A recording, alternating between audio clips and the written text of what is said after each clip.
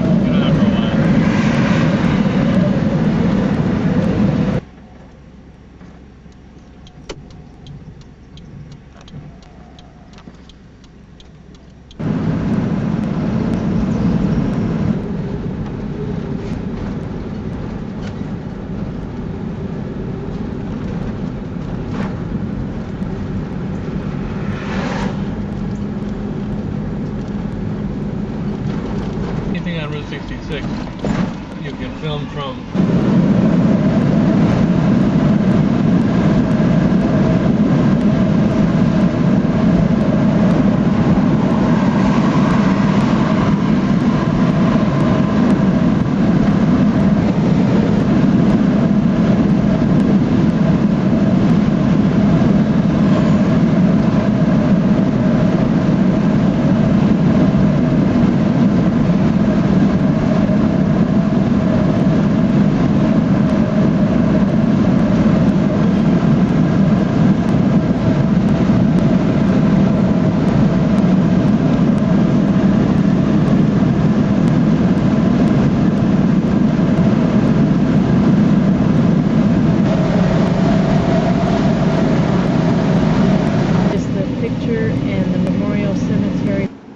here to remember those who were killed, those who survived, and those changed forever. May all who leave here know the impact of violence.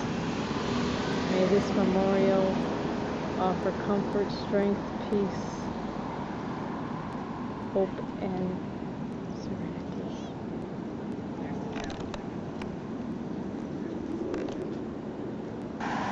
This is the place where the federal building once stood that Timothy McVeigh bombed.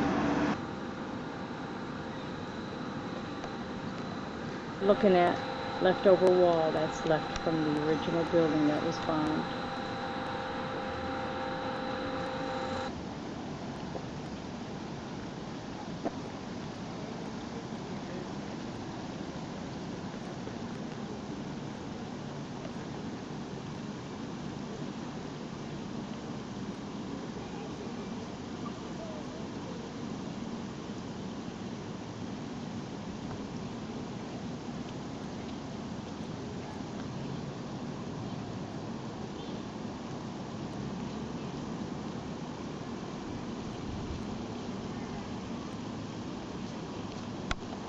More chairs concentrated in the middle as opposed to out on the western. There was a ground zero here too. And if you count from the 901 gate across the front pine trees to the fourth pine tree, there is where the chairs get very narrow in concentration, and that's because that is where the crater was located, 30 feet in diameter and 8 feet deep. And and that is what the building pancaked into. Actually, the charge of the explosion was intended to go into the building and destroy the supporting columns, and when the building came back down, it had nothing to rest upon, so it pancaked 9 stories into that large crater. That is where most of the rescue and, of course, the recovery effort was concentrated on, and that is the area from which the very last survivor was pulled out of the rubble, and it was a 15-year-old girl who had been in the Social Security office that morning getting her Social Security card, and she was located in the rubble by a search and rescue dog. And we are going to have a program tonight at 8 o'clock on the search and rescue dogs, and we're going to talk a little bit about that in more detail. But search and rescue dogs made a big difference between life and death. But there were survivors to the bombing, and the survivors they have very unique stories because they describe it as inches, feet, and seconds. It's what decision they made unconsciously is what made the determination of whether they lived or died. And there's many, many unique stories. They have their own stories, but we represent the survivors on the survivor wall, which is located right next to the 901 gate, where you see the jagged edge of concrete in the side wall. That is what remained of the building, fully intact, when the building was imploded on May 23rd to recover the last 2 bodies. You can see fragments of the building in back, but that side is the only wall fully intact. On that survivor wall are granite plaques that survived from the Murrah complex, and on those granite plaques are listed the names of the survivors, not just in the Murrah building, but in the impacted area, such as the churches that took a lot of the impact of the blast. It took about 3.5 years for those churches to be restored, for them to continue services. Especially the building right behind you, the Journal Record building, which now houses the museum. You can still see the lasting effects of the raw power of the blast on this south facade, where the trust chose to keep that to show you what the bomb actually did, because the bomb did rip through this area at supersonic speed, and that building took the impact of the blast.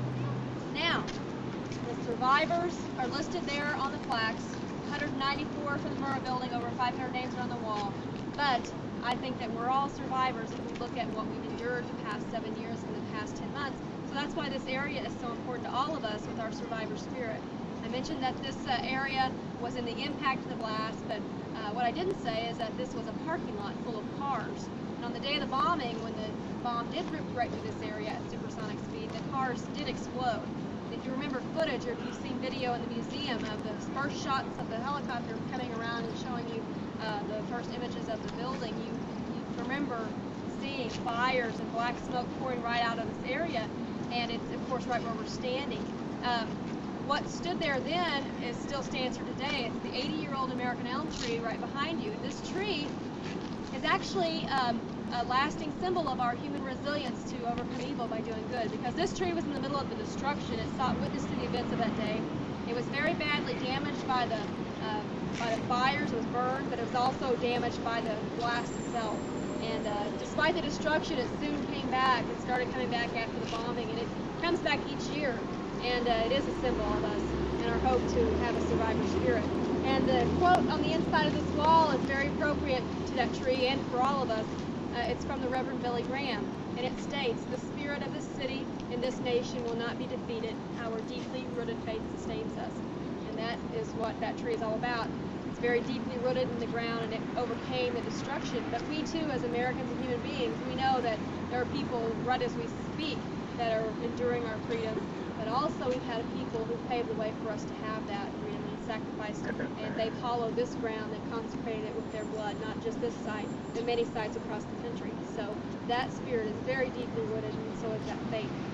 The trees surrounding this wall are in what we call the rescuer's orchard, dedicated to the rescue workers who assisted with the rescue and recovery effort, those who responded from near and far, and those who we offer our eternal gratitude, because they made a difference and they witnessed things that no human being should ever have to see, that they did their job each day.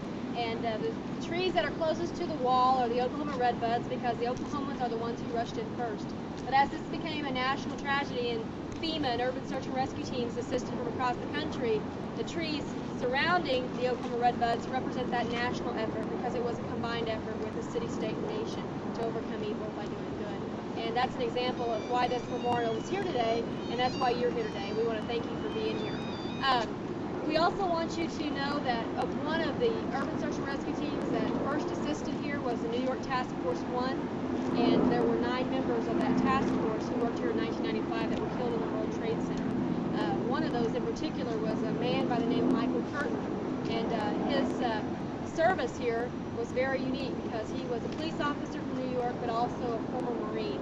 And he actually found the body of one of the Marines who was working in the recruiting office, and he helped remove his body from the rubble, and he instigated a very appropriate and honorable removal by having the machinery silenced, and the flag was draped over Captain Guzman's body.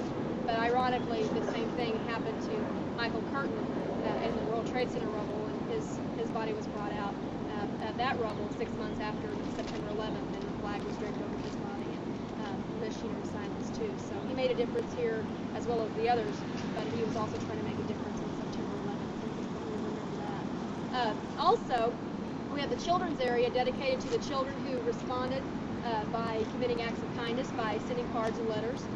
We have children's tiles that are hand painted from the time, but also we have chalkboards where children of all ages can leave behind messages even today. A lot of people have chosen to do that, and many have gone to the memorial fence, which is a way to interact with the site. The memorial fence, if you look at the items down there, you know that memorials are very important to people. And we've actually collected over 100,000 items that are housed in our archives. They've been cleaned and cataloged and used in some way, either throughout the museum or we've been able to give back to others in need that fits in with our mission statement.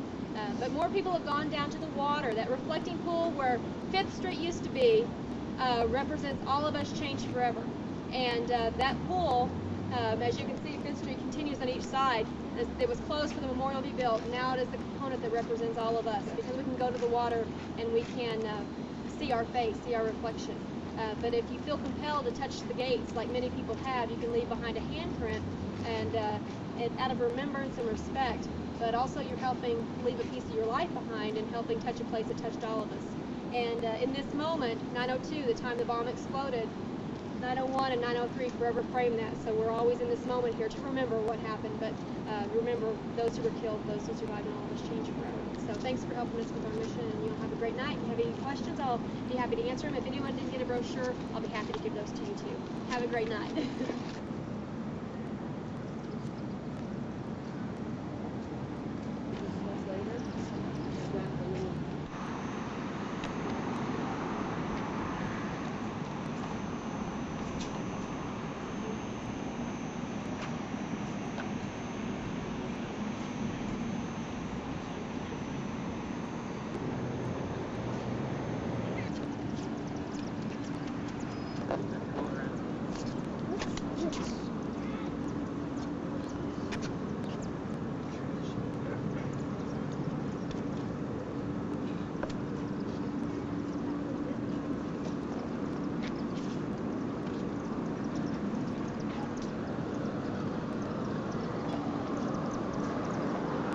I've seen this on TV, but I never thought I'd ever see it in real. Oh my God, this must have been somebody who passed away.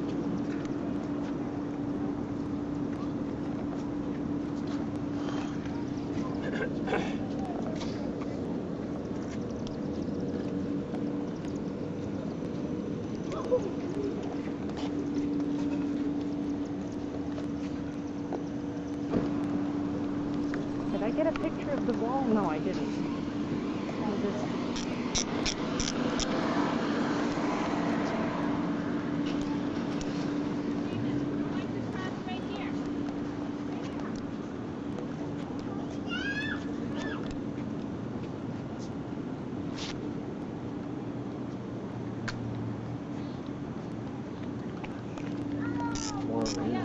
Oh my God, now this thing here. Oh, that's the same thing on the other side.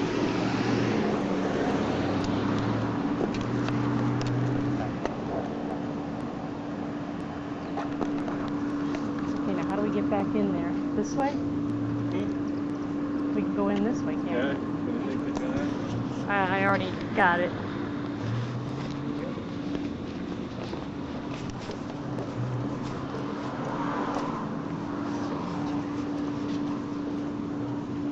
Go over where those chairs are.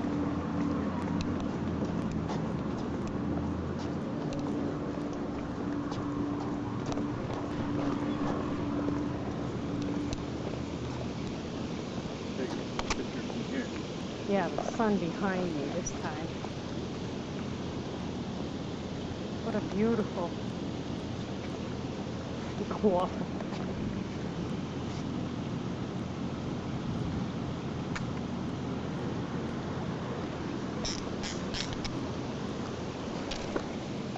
Oh my, look at this. Now you can't get in there, huh?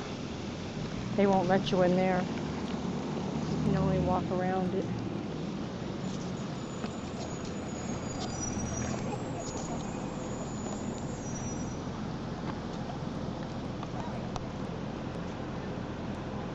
This is the... See, we missed the beginning of what she said.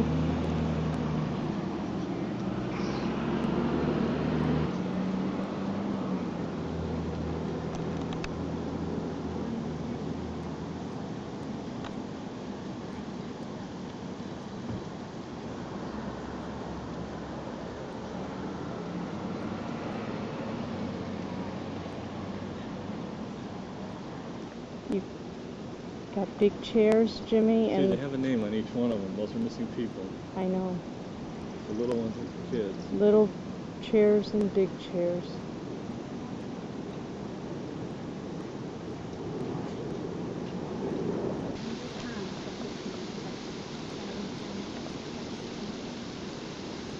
My niece had a job interview in the World Trade Center that morning at 9 o'clock, and she had another one at 11 o'clock uptown, and she said, well, I'd rather have the one uptown, so she canceled, and at 9 o'clock, we can believe that. I mean, you know, there's just such coincidental things that make people not be in big places at this time. Missed by it. Just. I've got each person's name on it.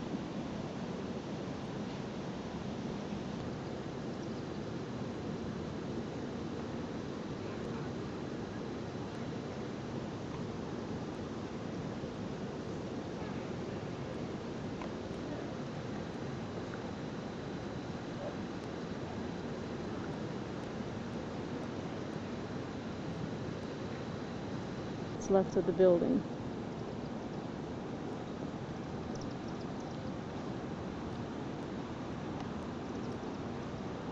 And on the wall here is the plaque of all the people who survived, Jimmy?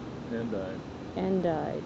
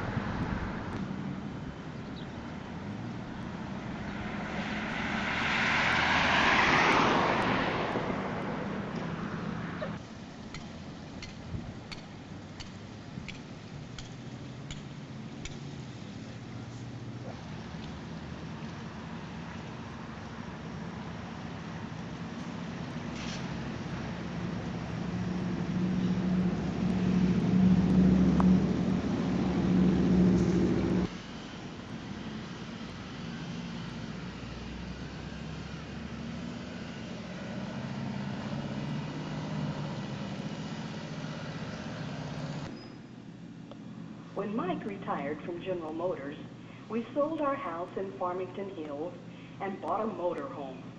We went everywhere. We got maple syrup in Maine and oranges in California, but nothing was quite like Route 66. And we went all the way to Santa Monica. We liked museums and we saw them all, but it was the museums in the little town that I liked the best of all. They weren't as big as the Smithsonian in Washington, but every relic, every exhibit, well, they meant something special to the people there. We saw all the drama, exits. We'd seen the billboards all up and down the highway for the big Texan restaurant in Amarillo, and Mike tried to eat that 72-ounce steak. It was going to be free if he could do it, but he couldn't. At the Grand Canyon, we stood at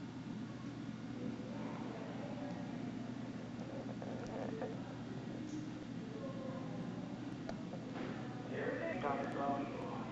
By daylight, there was a terrible black cloud along the fence line, and the wind kept howling and howling. At noon, when the men came in from the field, they were choking, covered with dust. That afternoon, the mules wouldn't leave the barn, and we couldn't go to the field. When we woke up Saturday, the crops were gone. Fields were blown. We bought a flashing red and green neon sign, and our parking lot was full. Well, we had 3 cooks and 7 waitresses. And we served plate lunches for $1.35. We had a soda fountain and we made milkshakes, big aluminum cans. A hamburger was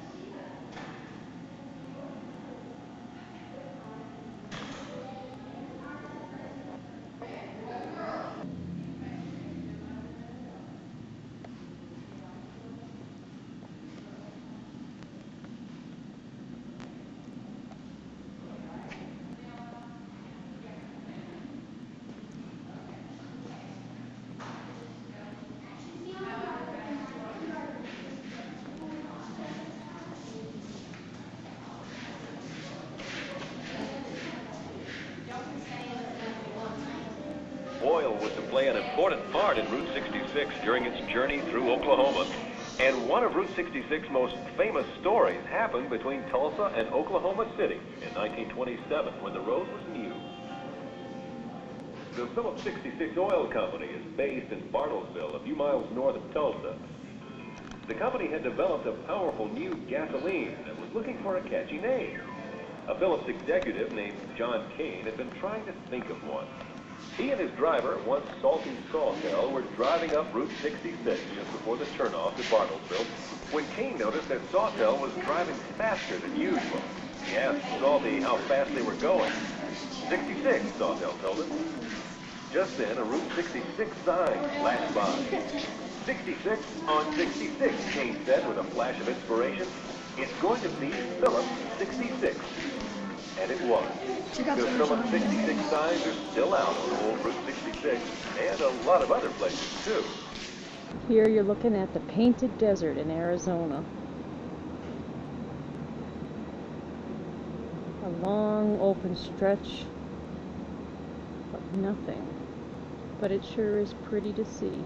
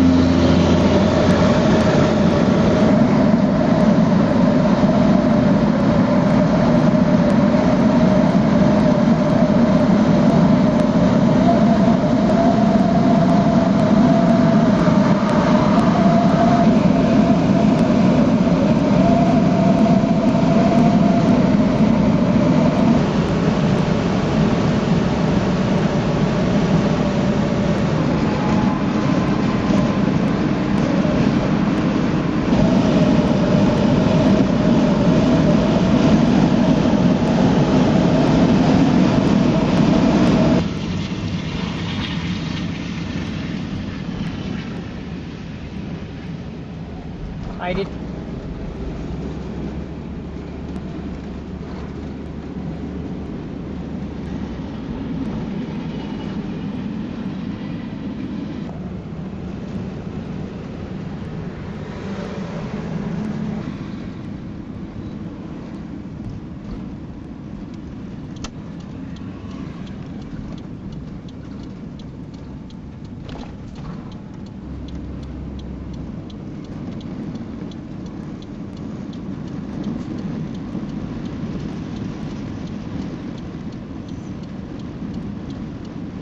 Wanted to keep gas.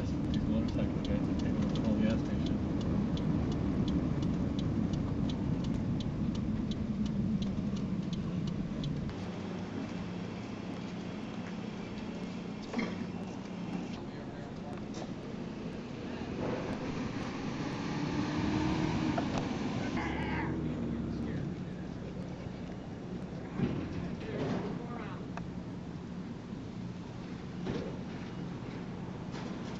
Gas this By needles, that was 212. one. Ah, they see.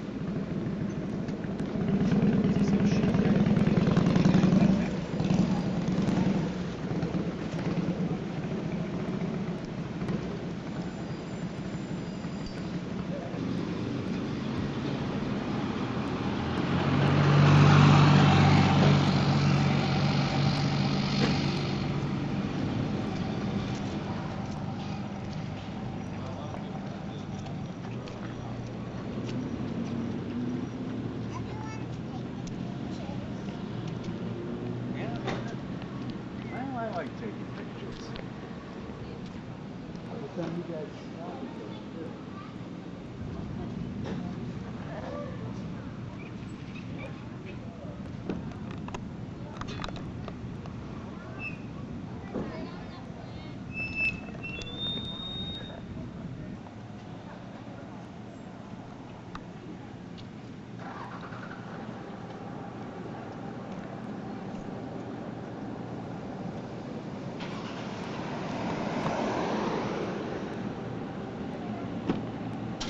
Unless you want to. What? If you want Well, I to. don't want you taking my picture with this thing on.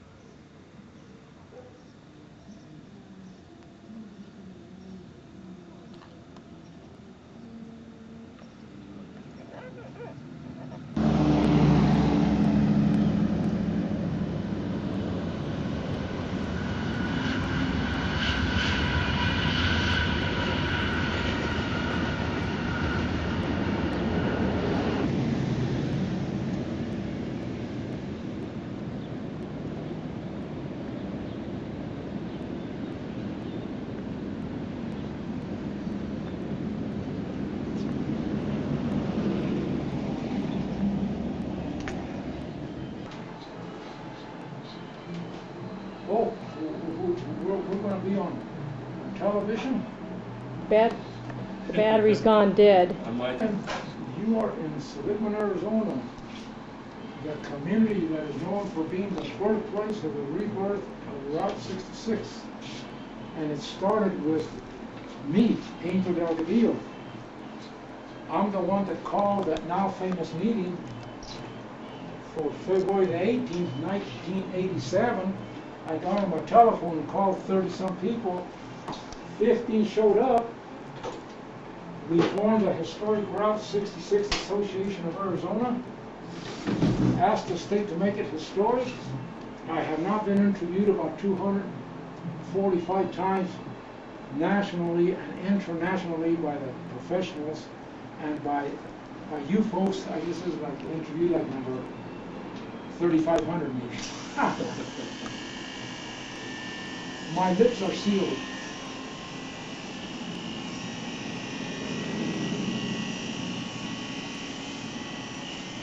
Including the Boston Globe by Nathan Cobb.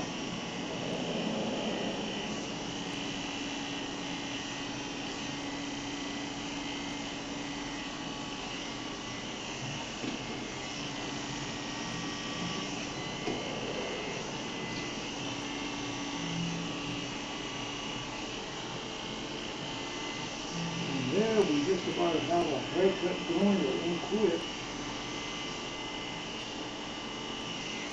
I got a video of it.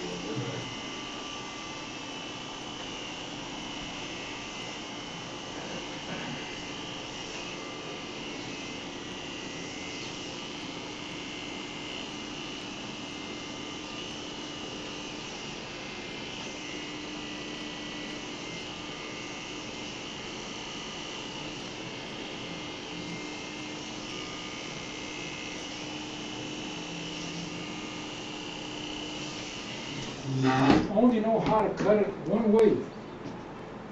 That's to the best of my ability. That's all right. Any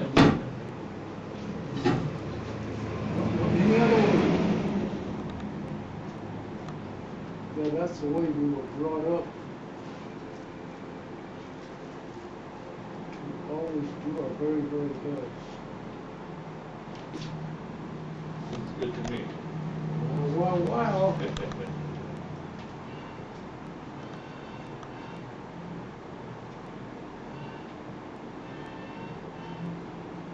Well, I might tell you that I was born here in Seligman also, I guess, on old Route 66, 1 block south of here.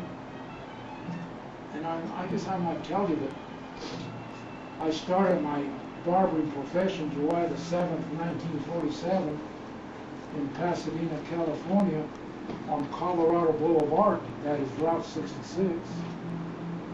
I also might mention that I served my apprenticeship in Woodlands, Arizona, 43 miles east of here on Route 66. And your brother runs the snow camp. And my brother has had his place of business since 1953. I started cutting hair in Seligman May the 22nd, 1950 in my dad's old barber shop, 1 block south of here and 1 block west on old Route 66. The same street where I was born. Then moved to this location in 72. I opened up his old pool hall and barber shop.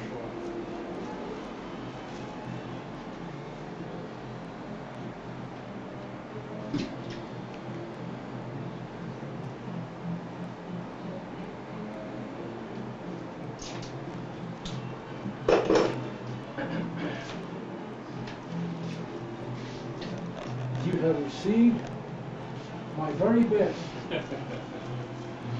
I don't cut hair any other way. Looks perfect. I have to be satisfied also.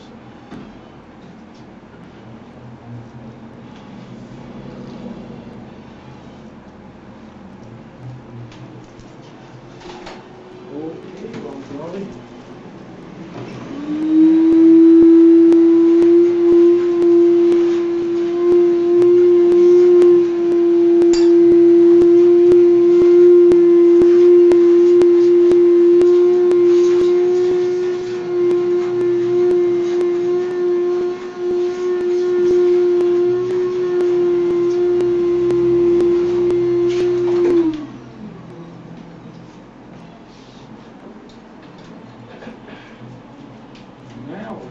final touch.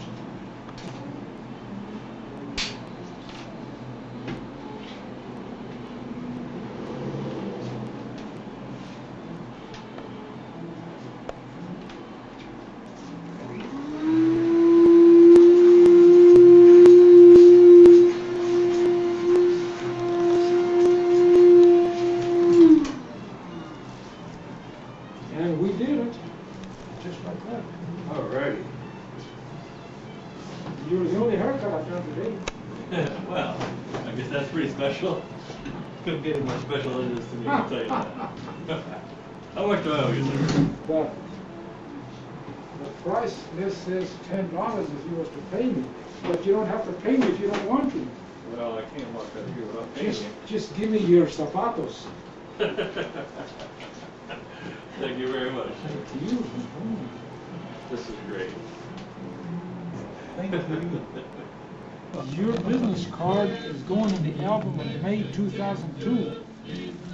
That's the one I The started. barber shop filled up in 1999. So, here you are. Upside down. Turn over. Here you are. Now these we didn't put in there. This one we did, but this one we didn't. Somebody stuck it there, but I'm going to go get the tape and put it in. Yeah. Make sure you get Yes, and they give me in Austria. And you saw me on Yes, television. you say. Okay? Did you see me on ZDF? Yes, it's CDF. ZDF? Or did you see me on TN3? Yeah, that's from you. From Yes, TN3? you say it's you. We are there. Oh, yes, we are there. Yeah. Thank you. Yeah. Thank you. You're most welcome.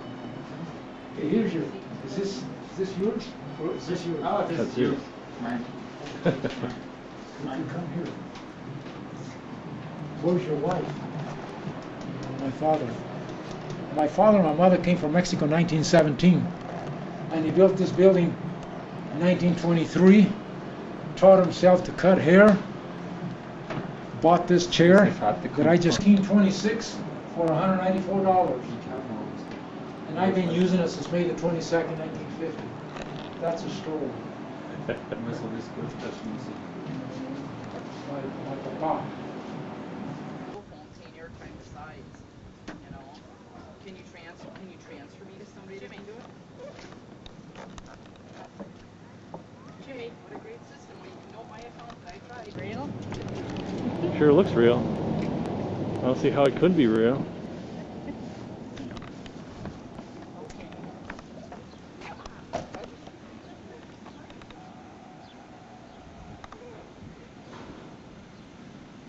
Where's the camera? My pocket.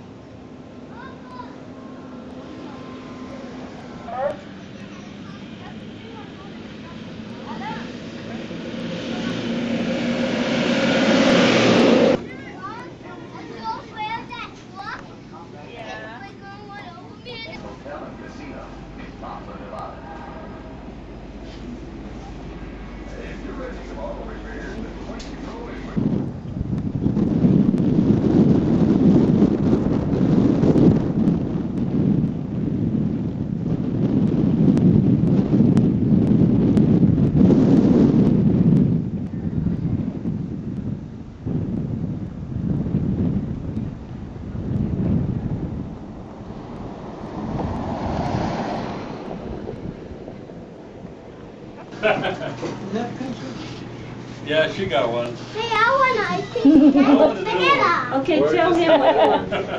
And I want a green. I want a Thank green. you.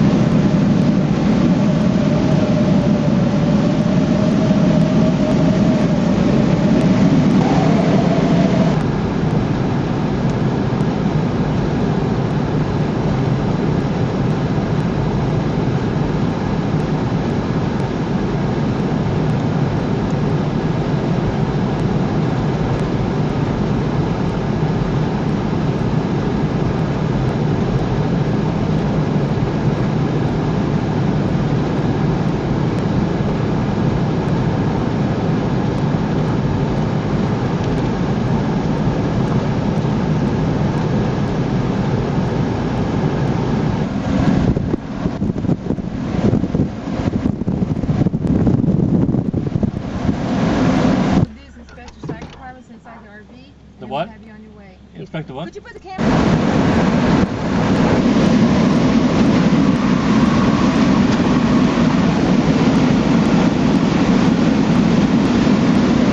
Heading towards Hoover Dam. It must be at least 120 out there right now. I've never seen such weird mountains. Not a stick, tree anywhere.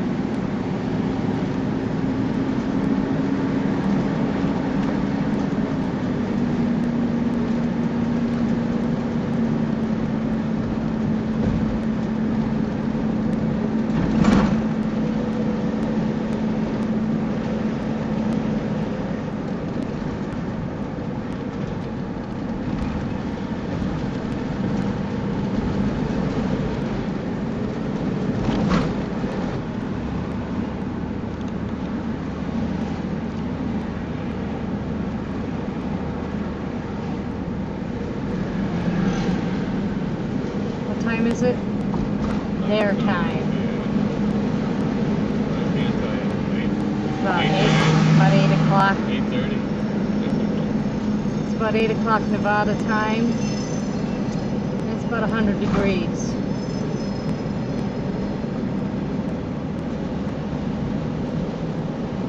Pretty balmy out here tonight.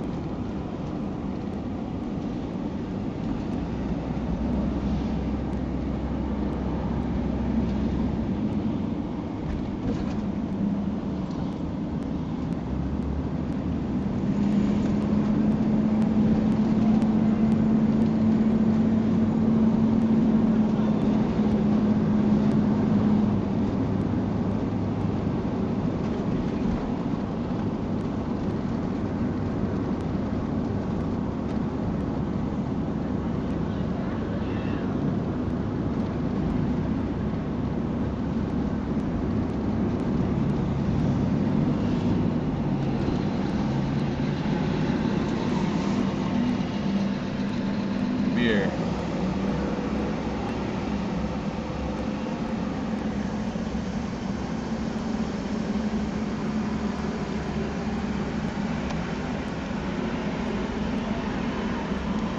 God, the people here.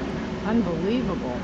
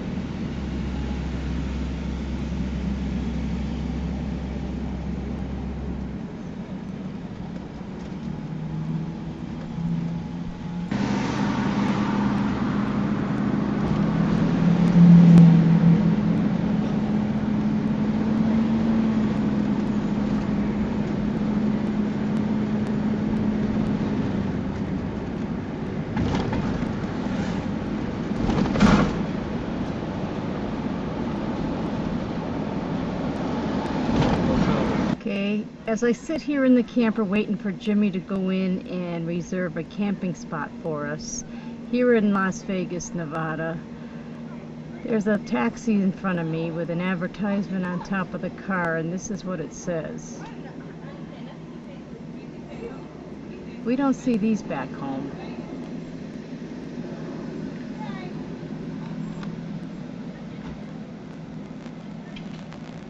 Where we're going to be camping tonight in Las Vegas.